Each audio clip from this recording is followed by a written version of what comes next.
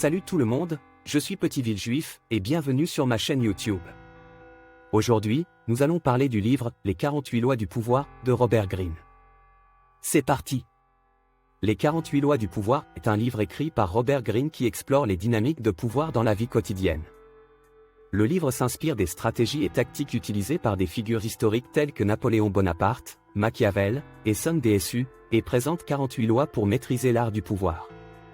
Ce livre est assez controversé et je ne suis personnellement pas d'accord avec les méthodes décrites. Ceci dit, il est souvent considéré comme un guide pour ceux qui cherchent à comprendre et à utiliser le pouvoir de manière efficace. Il vous appartiendra d'appliquer ou non les méthodes de Robert Greene, mais dans tous les cas, soyez au courant qu'elles existent et sont décrites très précisément dans ce best-seller. Voyons maintenant les 5 concepts clés. 1. Le pouvoir est une réalité incontournable. L'auteur insiste sur le fait que le pouvoir est une réalité incontournable dans la vie, que ce soit dans les relations personnelles ou professionnelles. Greene explique que le pouvoir est une force omniprésente qui influence la plupart de nos décisions et interactions avec les autres.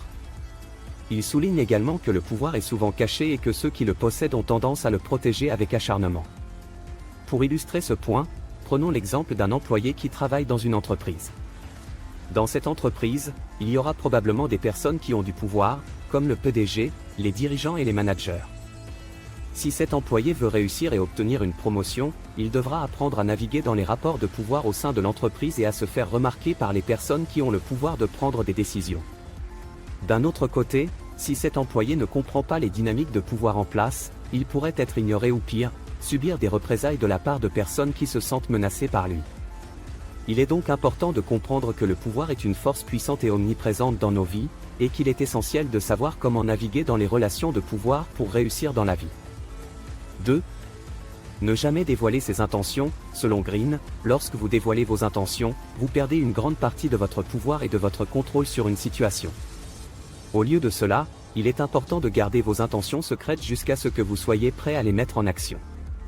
Pourquoi est-ce important ? Parce que les autres peuvent utiliser vos intentions contre vous. Si quelqu'un sait ce que vous voulez faire, il peut se préparer à l'avance et faire en sorte que vous échouiez.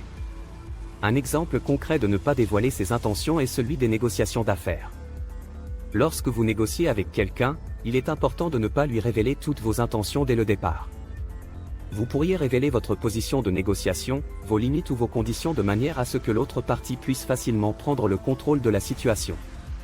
Il est préférable de garder vos intentions secrètes jusqu'à ce que vous soyez prêt à conclure un accord avantageux pour vous. Un autre exemple peut être tiré des relations sociales. Lorsque vous rencontrez quelqu'un pour la première fois, il peut être tentant de lui révéler tous vos objectifs et vos ambitions dans l'espoir d'impressionner cette personne. Cependant, cela peut être perçu comme arrogant et peut susciter de la méfiance. Au lieu de cela, il est préférable de prendre le temps de connaître la personne et de voir si vous pouvez établir une relation de confiance avant de révéler vos intentions. 3. Agir comme un maître manipulateur. Selon Robert Greene, pour atteindre le pouvoir, il faut être capable de manipuler les autres afin qu'ils fassent ce que vous voulez. Pour agir comme un maître manipulateur, il faut d'abord être conscient des émotions et des motivations des autres. Il faut être capable de lire les intentions et les désirs des gens, pour mieux les influencer. Vous devez aussi comprendre vos propres motivations et émotions, afin de ne pas être manipulé à votre tour. Une fois que vous avez compris les motivations des autres, vous pouvez utiliser cette connaissance pour les manipuler. Par exemple, vous pouvez flatter leur ego, leur faire des promesses ou encore jouer sur leur peur. Cependant, il est important de se rappeler que la manipulation ne doit pas être malveillante ou abusive. Il est essentiel de maintenir une certaine éthique dans vos actions pour éviter de causer des dommages à autrui. Un exemple concret de manipulation pourrait être de flatter un collègue pour obtenir une promotion. Vous pourriez faire des compliments sur son travail, l'inviter à déjeuner et lui donner des cadeaux. En somme, agir comme un maître manipulateur consiste à comprendre les motivations des autres pour mieux les influencer. Mais cela doit se faire avec une certaine éthique pour éviter de causer du tort à autrui. 4. Se faire aimer et haïr à la fois. Greene explique que la popularité est importante pour maintenir le pouvoir, mais il est également important d'être craint et respecté. Ainsi, il est essentiel de trouver un équilibre entre être aimé et haï. Pour y parvenir, il faut d'abord comprendre que la popularité est volatile et peut disparaître rapidement. En outre, la recherche de la popularité peut souvent conduire à la complaisance et à la perte de pouvoir. Il est donc important de ne pas trop s'appuyer sur la popularité et de toujours être prêt à agir pour maintenir sa position. D'autre part, être craint et respecté peut conduire à une plus grande influence et à une plus grande capacité à obtenir ce que l'on veut. Cela peut se faire en utilisant des tactiques telles que la punition publique des dissidents ou en montrant une force inébranlable dans la poursuite de ses objectifs. Pour réussir à se faire aimer et haïr à la fois, il est important de créer une image qui est à la fois sympathique et menaçante. Par exemple, un leader peut montrer sa bienveillance en aidant les personnes dans le besoin, mais il peut également montrer sa force en punissant les transgresseurs de manière rigoureuse. Il est également important de savoir quand il est approprié de montrer de la compassion et quand il est approprié de montrer de la dureté. Le timing est crucial dans ces situations, et il est important de ne pas montrer de faiblesse ou de pitié à un moment inopportun. 5. Savoir s'adapter. Robert Greene souligne l'importance de savoir s'adapter à son environnement et aux personnes avec lesquelles on interagit. Il explique que les individus les plus puissants sont souvent ceux qui ont réussi à s'adapter aux situations difficiles et à tirer parti des opportunités qui se présentent. Greene donne l'exemple de Charles Darwin, qui a compris l'importance de l'adaptation pour la survie des espèces. Pour savoir s'adapter, il faut avant tout comprendre les règles du jeu et les normes de son environnement. Il est important d'observer les personnes avec lesquelles on interagit et d'identifier leurs motivations et leurs intérêts. En fonction de cela, il est possible d'adapter sa communication et son comportement pour atteindre ses objectifs. Par exemple, si l'on veut convaincre un collègue de travailler sur un projet avec nous, si la personne est très méthodique, il peut être utile de lui présenter des données et des chiffres pour la convaincre. En revanche, si elle est plus sensible à la créativité et à l'originalité, il faudra trouver des arguments plus innovants pour la persuader.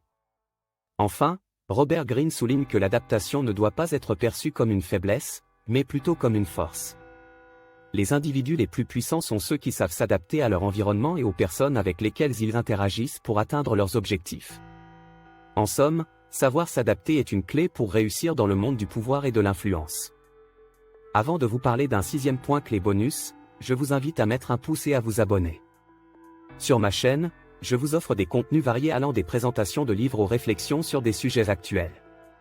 Je discuterai de tout ce qui est important pour moi et pour vous, et je ferai de mon mieux pour vous divertir et vous inspirer. Point bonus. Osez vous en mettre, dominer la situation. Ce concept implique de prendre le contrôle de la situation et de faire en sorte que les autres se plient à votre volonté. Pour y parvenir, il faut être capable de montrer une grande confiance en soi et une autorité naturelle. Par exemple, dans une négociation, il est important de montrer que vous êtes sûr de vous et que vous avez le pouvoir. Vous pouvez le faire en contrôlant le rythme de la conversation, en imposant des délais stricts, en montrant que vous avez des alternatives à la négociation, etc. Dans une réunion, il est important de prendre la parole en premier et de montrer que vous êtes capable de prendre les devants.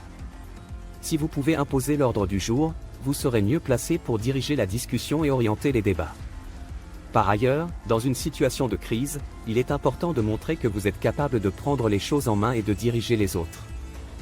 Vous pouvez le faire en étant calme et en prenant des décisions rapides et efficaces, en montrant que vous avez un plan d'action clair, etc. En résumé, pour se poser en maître et dominer la situation, il faut être capable de montrer une grande confiance en soi, une autorité naturelle et un contrôle de soi. Il ne s'agit pas de dominer les autres par la force, mais plutôt de les influencer subtilement pour qu'ils se plient à votre volonté. C'était Petit Villejuif, et c'est la fin de cette vidéo. Je vous remercie de m'avoir suivi et j'espère que vous avez apprécié la vidéo. N'oubliez pas de vous abonner à ma chaîne YouTube et de cliquer sur la cloche pour être notifié de mes prochaines vidéos. C'est la meilleure façon de soutenir ma chaîne.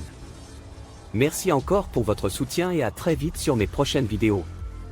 À bientôt.